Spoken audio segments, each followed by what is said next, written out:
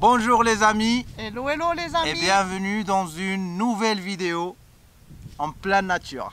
Ah oui, à 2000 mètres d'altitude, dans un silence qu'on n'a jamais eu jusque-là depuis notre début d'aventure. Dans le haut Atlas. Comme vous avez lu dans le titre, on va vous parler des superstitions entre le Maroc et la France, mais après l'intro. Pour les gens qui nous découvrent, nous, c'est Val et Abdo.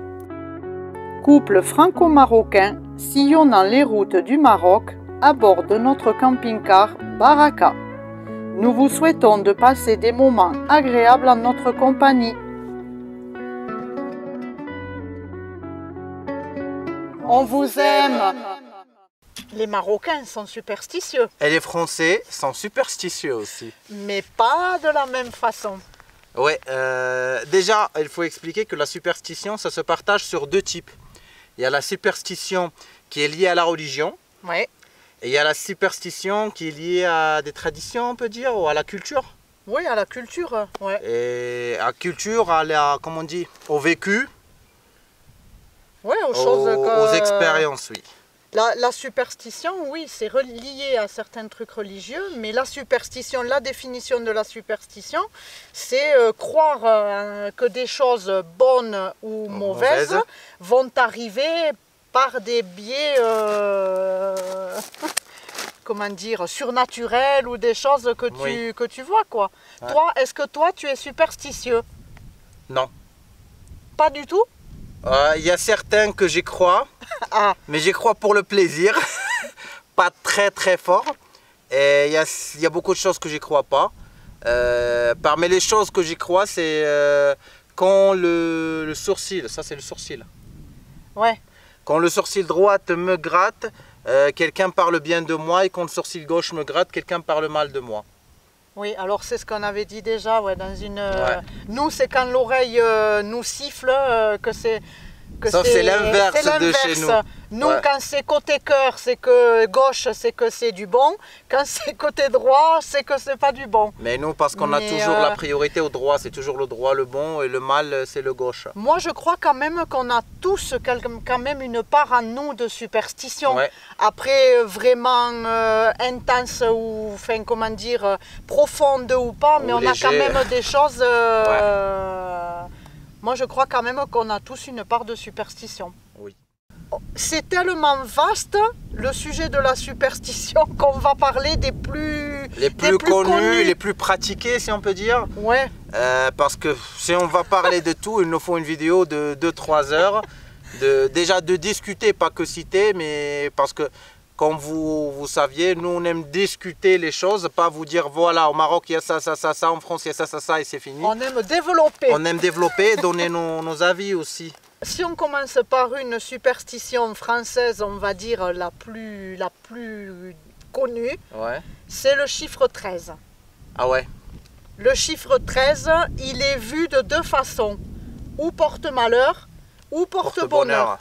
Ouais. Alors, dans le porte-bonheur, pour ceux qui croient que c'est un porte-bonheur, le jour par exemple, du loto, et 13. Surtout si c'est en plus un vendredi 13, tout le monde, ce jour-là, le loto fait des gains incroyables parce que tout le monde joue dans l'espoir de gagner.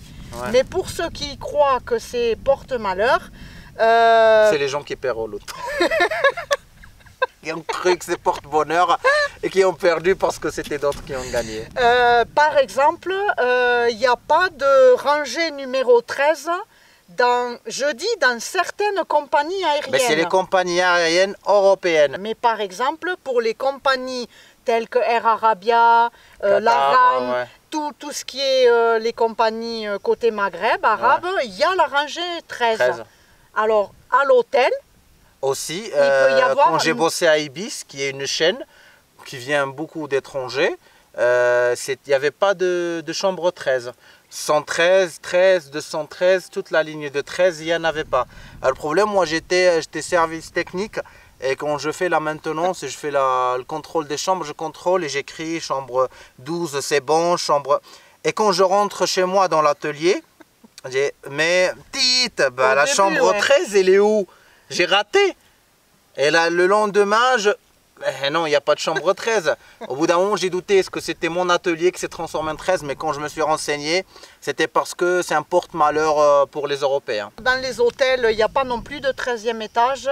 Donc, est-ce que c'est quelque chose... Donc, chez vous, le chiffre 13, ça n'a aucune importance? Chez nous, on n'a pas de chiffre de malédiction, à part un chiffre qui s'est venu avec les réseaux sociaux et la culture européenne.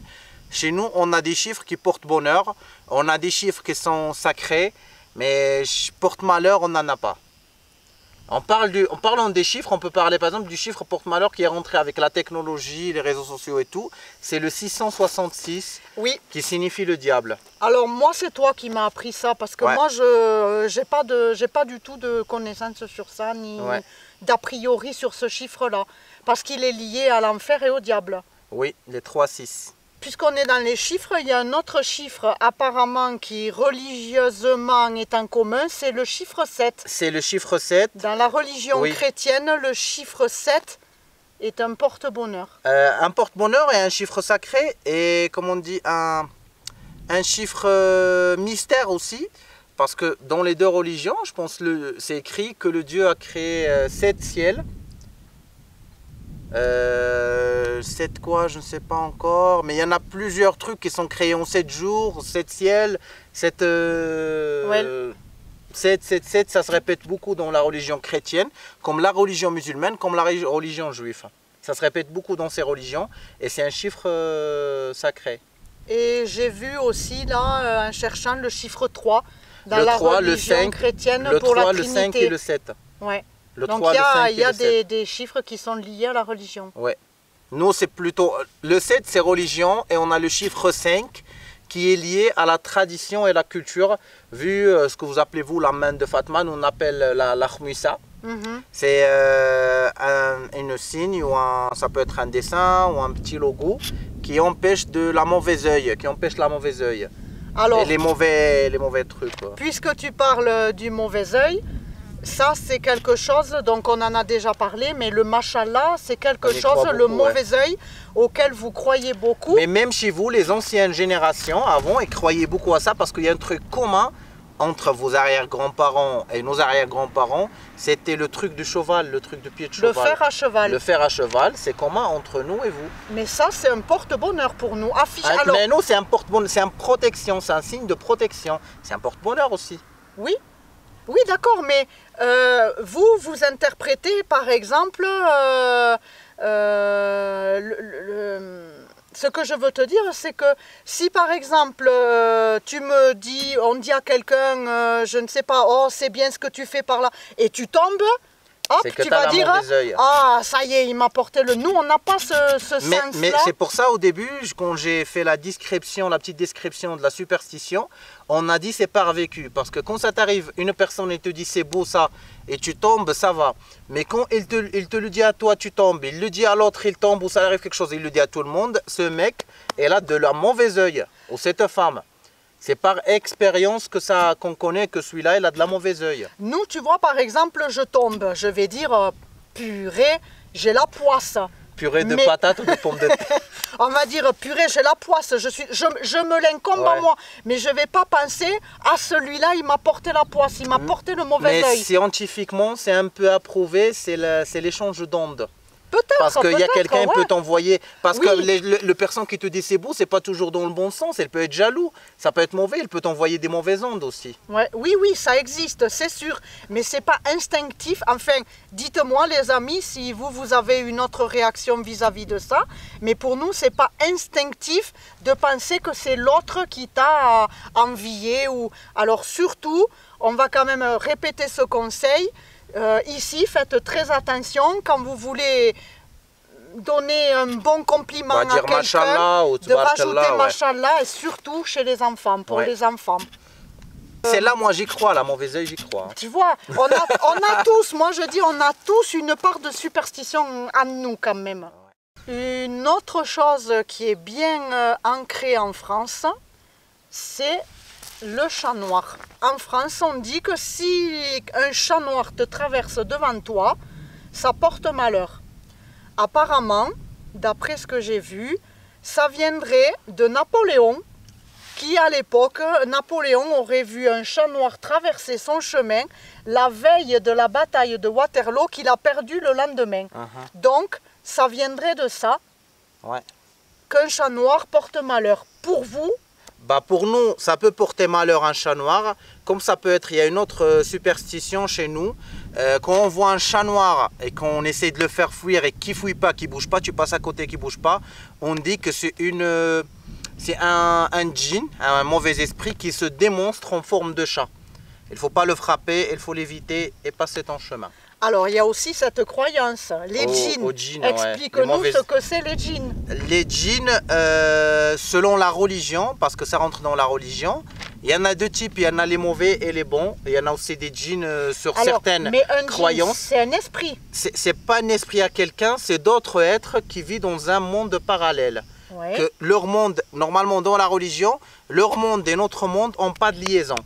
On ne se touche pas dans les deux mondes. Mais c'est deux créations parce que c'est marqué dans le Coran, pour nous, pour nos croyances, que le Dieu a créé les djinns et les êtres humains. Et les humains, c'est les deux êtres conscients sur Terre. Mais est-ce qu'un djinn, tu le représentes dans ta tête comme un petit lutin ou comme... Non, ça ne se voit pas, c'est un monde parallèle. Normalement, on revient à la religion. Selon la religion, les êtres humains sont créés de la terre et le djinn, il est créé du feu. Fumée de feu, entre le feu et le fumet. Alors, c'est quelque chose qui est toujours mauvais ou qui peut avoir du bon ou du mauvais? C'est exactement, selon l'imagination, l'image que ça représente la religion, c'est exactement comme nous. Il y a des mauvais, il y a des bons, il y a des musulmans, des chrétiens et des juifs. Il y a de tout. Il y a les enfants, les hommes, les femmes qui se marient, qui font des enfants. Il y a des royaumes, il y a des rois, il y a des ministres, il y a tout. C'est un monde parallèle. C'est exactement comme nous, mais c'est un monde parallèle. Donc, c'est un peu comme nous, les superstitions. On les amène à notre sens ou dans le bon ou dans le mauvais. Oui. Mais le djinn, c'est des êtres pour nous. Sauf que les croyances, ils font que on croit d'une façon tradition ou culture que nos mondes se croisent. Par exemple, on va y arriver à une superstition des toilettes. On ne doit pas jeter de l'eau chaude dans les toilettes. Dans les bouches d'égout aussi, normalement, c'est les toilettes. D'accord. Toilettes, douche. Mais plus toilettes, on ne doit pas jeter de l'eau chaude parce qu'il te dit peut-être tu vas les brûler, un truc comme ça. Parce que pour vous, ils peuvent être partout. Ils peuvent être même dans quelqu'un, dedans de quelqu'un. Ils peuvent vivre dans toi. D'accord. Donc toujours avec du bon ou du mauvais. Ouais. Tu peux être habité en fait. Ben, c'est habité, c'est exactement ça. On y croit ou on n'y croit pas. Il y en a qui croient ça, il y en a qui ne croient pas. Moi, j'y crois pas aux questions qui peuvent habiter un corps humain. Mais c'est ça. Parce que je veux dire, s'il va habiter un corps humain, pourquoi pas il ne va pas habiter Cristiano Ronaldo, pourquoi pas il va habiter, je ne sais pas, les Beyoncé, pourquoi pas il va habiter Shakira ou n'importe qui. Pourquoi tu le dis, dans quel sens? Parce que pour nous, il habite chez nous, mais pourquoi il ne va pas habiter, c'est des gens... Parce que souvent, les gens qui croient à ça, il y a des femmes, souvent c'est des histoires de femmes, ils te disent, je suis habité par un djinn, c'est un djinn amoureux, parce que c'est un esprit amoureux, qu'elle a tombé amoureux d'elle et qui habite en elle. Et je dis, pourquoi elle tombe amoureux d'elle? Souvent, c'est des femmes moches, soi-disant, on n'a pas le droit de juger les gens, mais pour mon point de vue, pourquoi elle a habité cette femme et elle n'a pas habité Shakira? Et pourquoi elle a habité ce homme et elle n'a pas allé habiter, je ne sais pas, Brad Pitt? Oui, mais est-ce que, alors du coup, est-ce que c'est pour les... C'est des gens qui sont une maladie, normalement.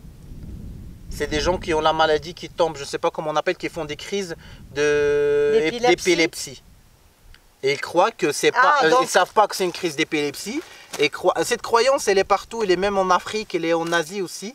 Et ils croient que c'est le djinn, quand il tombe, que c'est le djinn qui commence à parler. Sauf que moi, j'ai assisté à des fois que des personnes qui ont eu des crises, des personnes qui n'ont jamais été à l'école, qui savent parler que l'arabe, qui commencent à parler en espagnol, ou qui commencent à parler en français, ou en anglais.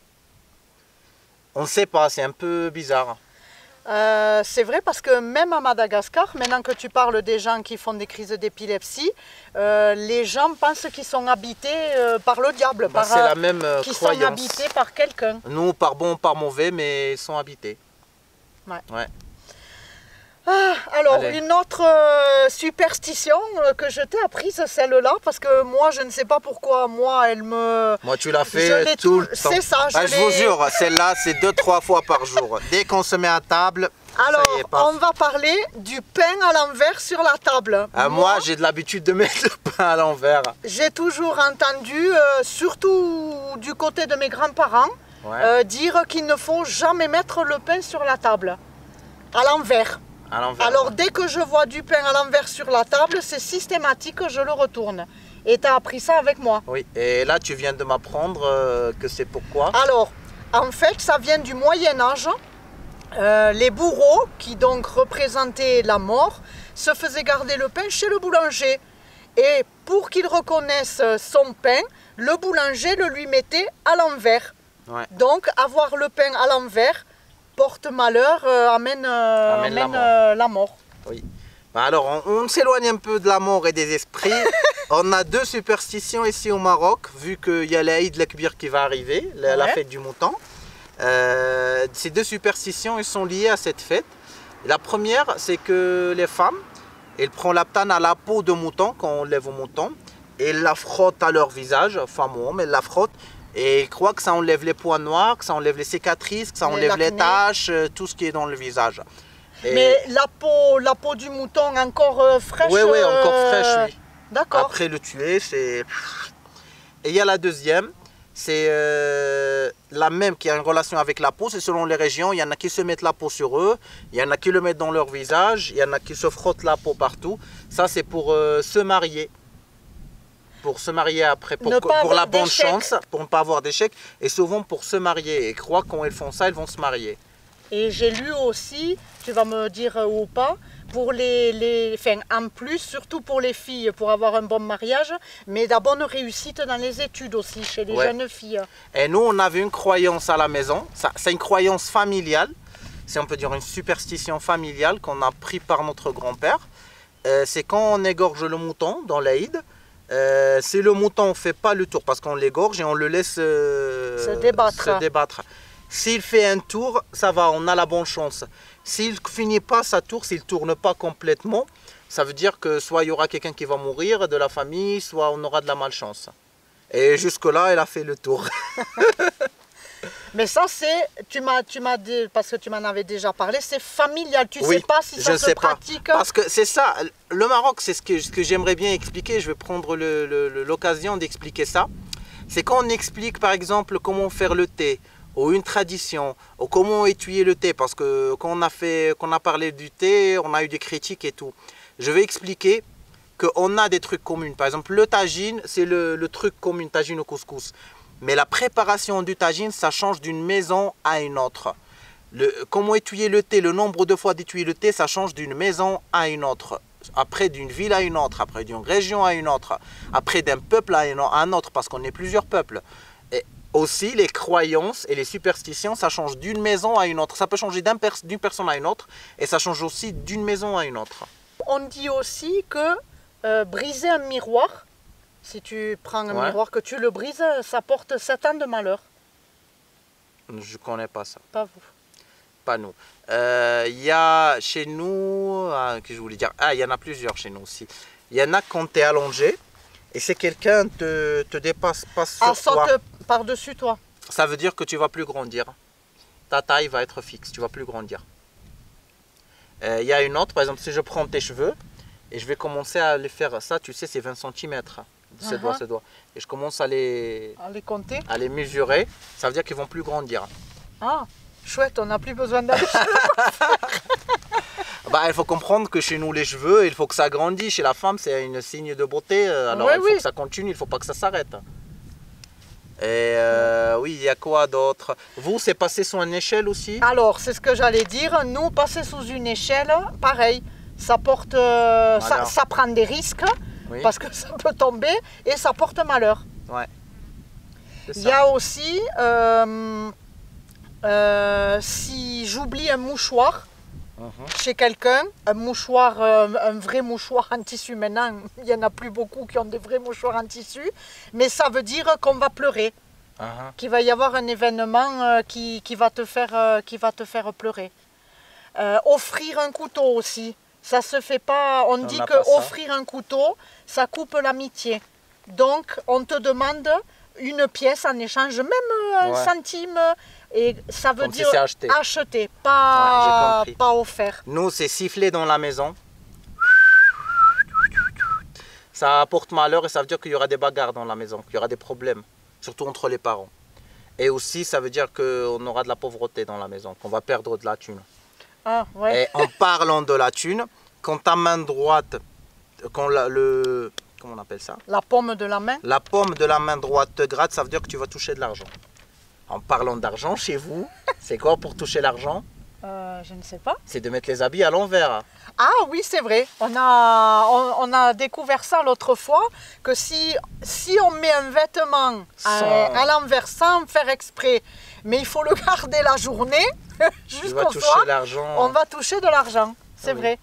Nous, il y a une autre chose aussi qui dit que si on perd son porte-monnaie, on ne sait plus où on l'a mis et qu'on le retrouve, il faut dépenser l'argent que tu avais dedans. Il faut le dépenser. Et si tu as une carte bleue dedans? La carte bleue, c'est pas grave. Mais même si tu avais 500 €, tu dois les dépenser. Bah, c'est bien. Parce que tu les avais perdus à la base. Donc, tu dois les dépenser. Ouais. Et il y a une chose que je voulais rajouter par rapport au chiffre 13.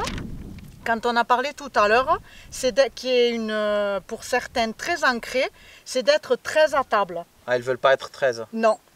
13 à table, ça vient de la religion, puisque c'était Judas qui a été le 13e apôtre et qui a dénoncé Jésus. Et sinon aussi, on dit que si on est 13 à table, le plus jeune qui est à table va mourir dans l'année. Pourquoi pas le plus vieux? Et il y a moi, j'ai fait un repas avec une personne qui a absolument refusé de passer à table parce qu'on était 13. Donc certains te diront, ou tu invites 14 invités ou 12, ou tu fais 2 tables, mais pas 13 à table. Ouais. Bah, on apprend beaucoup. Voilà. Moi, ça fait plaisir. Bah oui, dites-nous. Si vous avez des superstitions que vous croyez. Si vous êtes déjà croyant dans les superstitions, alors comme on a dit, on ne les a pas toutes dites parce qu'il y en a il faut passer 2-3 jours. Mais dites-nous si vous en connaissez d'autres et si vous êtes vraiment superstitieux. Ouais, et on a dit, comme j'ai dit, les superstitions que j'ai expliquées, ça peut changer d'une région à autre, d'une maison à une autre. Oui, mais même pour la France. Non, parce que des fois, on va le dire à la fin de la vidéo, c'est pas méchant, on pleure pas, ça nous dérange pas, mais il y a des gens qui commencent à critiquer ou qui commencent à dire non, c'est ça, bah, ça change d'une famille à une autre, d'une maison à une autre. Ouais, mais on essaye de donner l'explication plus standard. Générale, c'est ça, générale, mais après, chacun ses croyances et chacun sa façon de les interpréter. Allez, sur cela, on va vous laisser les amis. On vous aime. On vous adore. Et passez une bonne journée ou une bonne soirée selon le temps que vous regardez cette vidéo. N'oubliez pas de vous abonner, de nous laisser des commentaires. En disant si vous avez des superstitions et des croyances. Des petits pouces. Oui, et partagez la vidéo si vous pensez que ça va intéresser d'autres gens. On vous aime, on vous kiffe. Et à la prochaine vidéo les amis. Prenez bien soin de vous. Hop. ماذا صاحتك فثيري ماذا صاحي بدل الزمن ماذا صاحي يطيجي ويغلي ماذا صاحي بدل نوسان ماذا صاحتك فثيري ماذا صاحي بدل الزمان ماذا صاحي يطيجي ويغلي ماذا صاح بدل نوسان